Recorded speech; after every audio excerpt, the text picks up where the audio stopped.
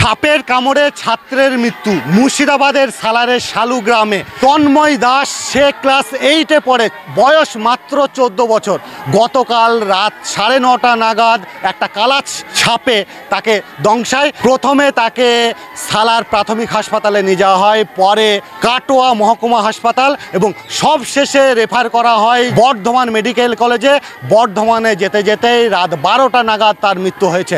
আমরা আছি সেই তন্ময়ের গ্রামে। এই মুহূর্তে তার বডি পাড়ার মহিলারা তারা এখন ঘিরে রয়েছে এবং চারিদিকে একটু ক্যামেরাম্যানকে বলবো একটু দেখাতে যে উৎসুক যারা গ্রামবাসী তারা এখন তন্ময়ের জন্য এসে সব হাজির হয়েছে। এটা একদম রাস্তা, যে রাস্তা যাচ্ছে সালার থেকে একদম এইদিকে শালু হয়ে চলে যাচ্ছে স্বর্ণহাটি, সেই রাস্তার উপরে যাচ্ছি। তন্ময়ের মা, তন্ময়ের বাবা এবং তার পরিবারের লোক এবং যার কাছে তন্ময় পড়তো সেই টিচার, টিউশন পড়তো সেই টিউটার, তিনিই বাকি বলছেন। আসুন আমরা শুনি। তন্ময়রা 2 ভাই ছিল, দাদা এবং তন্ময় ছোট। তন্ময়কে হারিয়ে তার মা, আসুন এই অবস্থায় সে কি বলছেন। কালকে 2 ছেলে মশারির মধ্যে ছিল, তাই তো? ছেলে মশারির মধ্যে। তখন কি ঘটেছিল আপনি একটু বলুন তো। তখন ওই মশারির মধ্যে সাপ ঢুকেছিল, ওর বাবা ওর ঘরটা লাগাইতে গিয়ে দেখেছে।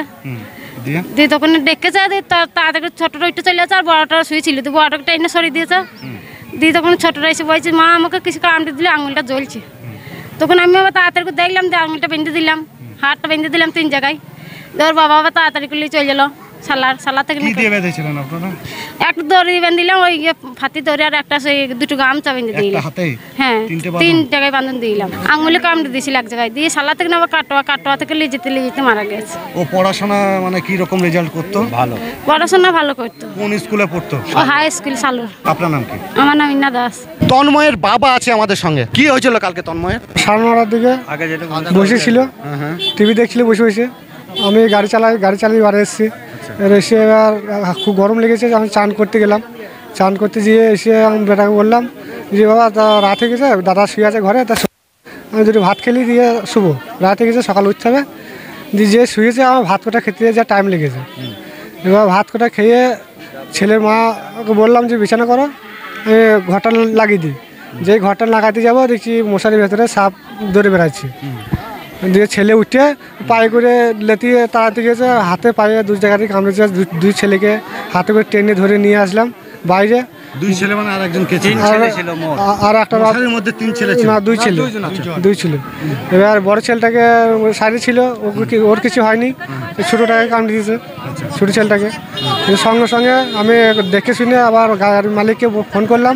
ও মোটরসাইকেল নিয়ে চলে এলো, মোটরসাইকেল নিয়ে যেয়ে সালার গেলাম। সালার হাসপাতালে ট্রিটমেন্ট করলো, সে ওষুধওয়ালা দিল। সঙ্গে সঙ্গে আবার ট্রান্সফার করলো কাটোয়া থেকে। বললো যে এখানে হবে না, আইসিইউ দরকার। যে সেখান থেকে যেয়ে রাস্তায় যেতে যেতে মারা গেছে। তখন কটা বাজে? তখন 12টা 1টা প্রায় ওরকমই হবে। তো টাইমটা অতটা ঠিক জানা। আপনার ছেলে কোন ক্লাসে পড়তো? 8-এ। আপনার নাম কি? স্বর্ণ দাস। তন্ময়ের বাবা যার গাড়ি চালাতো, অর্থাৎ ট্র্যাক্টর চালান, সে মালিক আছে, তিনিও সঙ্গে গেছিলেন। আসুন তিনি কি বলছেন শুনি।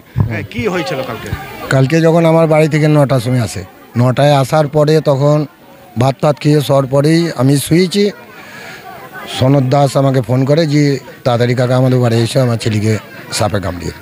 আমি সঙ্গে সঙ্গে এসে তন্ময়ের বাবাকে নিয়ে আমি সালার নিয়ে যাই। সালার নিয়ে যাওয়ার পরে ডাক্তার বলে যে এখানে হবে না, আপনারা দেরি করেন না, কাটোয়া নিয়ে যান। কাটোয়া নিয়ে গেলাম। কাটোয়া নিয়ে যাওয়ার পরে ডাক্তার বললো যে এখানে আইসিইউ রুম নয়, আইসিইউতে ভর্তি করতে হবে, রুগীর সিরিয়াস অবস্থা। ওখান থেকে আমরা বলে যে বর্ধমান নিয়ে যান। বর্ধমান যাওয়ার পথেই মারা যায়। আপনার নাম কি?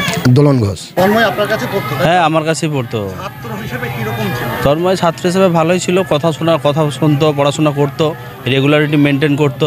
তার থেকেও বড় কথা খুব ভালো ফুটবল খেলতো। হ্যাঁ, তার বন্ধুদের সঙ্গে তার আগের দিন ফুটবল খেলে এসছে বিকেলে।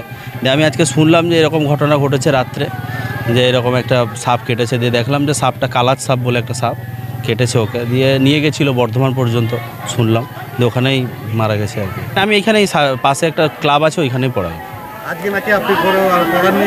না, আমি আজকে আর পড়াতে পারিনি। কী করে পড়াবো বলুন এরকম অবস্থা হলে? আর সারাদিনই পড়াইনি, ও সারাদিনই পড়াই আমি সকাল থেকে একদম সন্ধ্যে পর্যন্ত। আমার নাম রাজকুমার সামন্ত। তন্ময়ের কে হন আপনি? দাদা লাথি হয়। নাতি হয়? কিভাবে মারা গেল? কীভাবে মারা গেল বলতে আমি শুয়ে পড়েছিলাম, তারপরে আমার ছোটো ছেলে ডেকে দেয় আমাকে, তাকে এসে দেখছি ছেলেকে নিয়ে চলে গিয়েছে। আমার ছেলে ওর বাবা নিয়ে চলে গিয়েছে ওকে, আমি দেখতে পাই নাই। অন্য বাড়িতে থাকেন?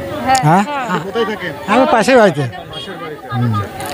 দিয়ে তারপরে সাপ খুঁজছি ঘরে, সাপ খুঁজে আর পেছি না কো। দিয়ে তারপরে ছেলে মা ঠাকুরকে ডাকলো, চান করলো, করে তারপরে প্রায় আধ ঘন্টা বাদে আমার ঘর থেকে সাপ বেরিয়ে পড়লো। দিয়ে সেই সাপ আমার তো হাতে করে ধরা খাওয়াতে না, লাঠি দিয়ে চাপন দিয়ে ধরে না, মেলায় মালপত্র ঘরে ভরা দিয়ে টেটা ভকিয়ে আর তোমার দিয়ে ভরে রেখেছিল।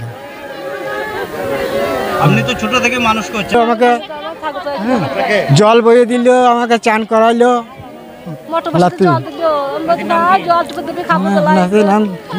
তরমায়। আমার রাত্রি আমাকে ভালোবাসে, আমি ছেলেকে মানুষ করেছি, আমি চাইলে আমার সাপে কামড়ে দিয়েছে। কাল কিছু হয় না, ছাগল চড়িয়ে নিয়েছে, খাইয়েছে, মা খাইতে দিয়েছে, ভাত খাইয়েছে, চা খাইয়েছে, দিয়ে শুয়েছে, দিয়ে সাপে কামড়ে দিয়েছে।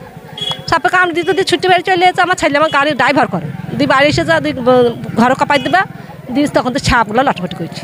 লাটপাটি করা মাত্রই তখন আমার বলছে, আমার বড় মাতৃ বড়টাকে ট্রেন সরে দিয়ে যা, আর ও তখন তন্ন বলে, তো ও তখন উঠে এসেছে, বলছি বাবা মায়ের হাতটা কামড়ে দিয়েছে, রক্ত বলছে ঝরঝর করে এই হাতটা।